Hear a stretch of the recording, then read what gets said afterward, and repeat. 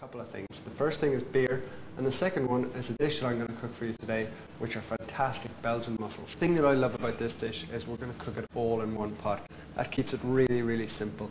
There's a minimal amount of washing up, and all that flavour stays in that one pot. So we're going to start with our chopped up fennel. I've chopped this up beforehand. We also have some nice butter. I've also got 2 onions that I've chopped finely.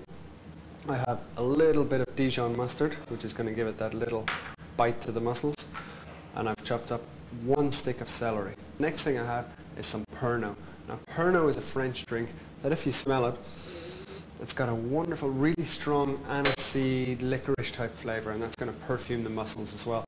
And the last thing we're going to use is some nice dry white wine.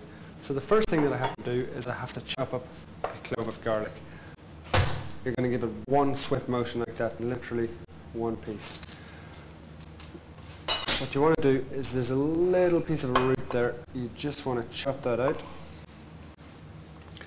And then we're going to run our knife through it, nice and slowly for you people doing this at home. So now that that garlic's getting nice and fine, I think we're ready to move over to our pot and start steaming those mussels up. I've got a lovely big pot here, and why I need that big pot is because we're going to have a lot of mussels and they're going to be opening up with the white wine and the celery, so I do need a lot of space.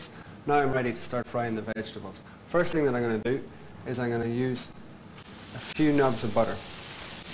Now we don't want too high of a heat, because the first thing we're doing is getting these onions in there along with a nice bit of fennel. And fennel is also one of those vegetables that has that nice aniseed licorice flavour.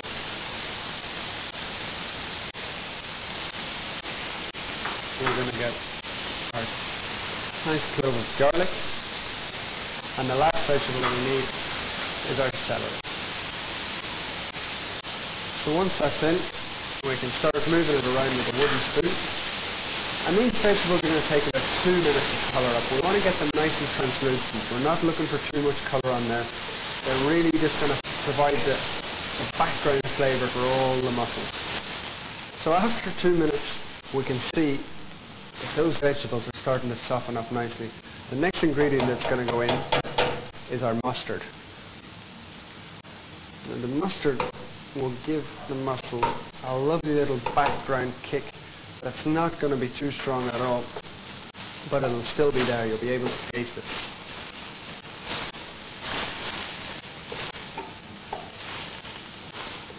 Now, the next thing that I'm going to get in there, now that the vegetables are ready, are my mussels, and I'll tell you a little bit about them when I come back. So I've got these incredible mussels that I just got this morning, and I want to tell you a few things about mussels, because they can be a little bit dodgy. One very, very easy way of telling if a mussel is good or not is I'm going to give it a little tap on the edge, and he closes up. You can see the way that he's just closed there after I tapped him. That's a way of telling that you've got a perfectly good mussel. That's the mussel still alive, and he's clasping up to protect himself. If you wash mussels, you're going to wash them in the sink. If you see any mussels floating up to the top, they're bad mussels. Get rid of them straight away. I'm always dubious about eating mussels in a restaurant, because they might have been sitting in there for 2 or 3 days and they might not be properly looked after. Cook them yourself, follow those simple rules, and you know that you'll have perfect mussels every time. So you can see those vegetables have really, really softened up, and they're ready for the mussels to go in on top. I'm just going to bring in they go.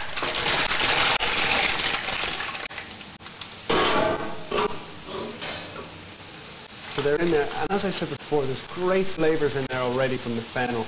The mussels are going to start absorbing those immediately. So we're going to give them 1 quick stir, and then the next ingredients that we're going to put in are our liquids. What the liquids are going to do is they're going to create a lot of steam, and that's going to enable the mussels to start opening up. So in goes our Pernod, and I can smell the vapour coming off that immediately. I've got my nice white wine. I'm using a dry white wine. So in that goes. And we'll just give them 1 stir to make sure it's all mixed up perfectly. Last thing I do is I put a nice, generous sprinkling of salt. We give it a couple of twists of the pepper mill. And now a really crucial component of making mussels is a lovely big lid. We're going to set that on top, And what that does is it catches all those incredible flavours in there. You've got your Pernod, your wine, your vegetables, and it's creating beautiful steam which is going to open all the mussels up in about 5 to 8 minutes. Okay, so these have been cooking for about 3 minutes. Now, very important when you're cooking mussels that you just give them a little shake like that. At this halfway point, we're also going to add half of our parsley, just as we can get that lovely parsley flavour going in there as well. And then we pop the lid back on and give them another shake. The shaking just helps all those liquids get going and they really start to open up beautifully.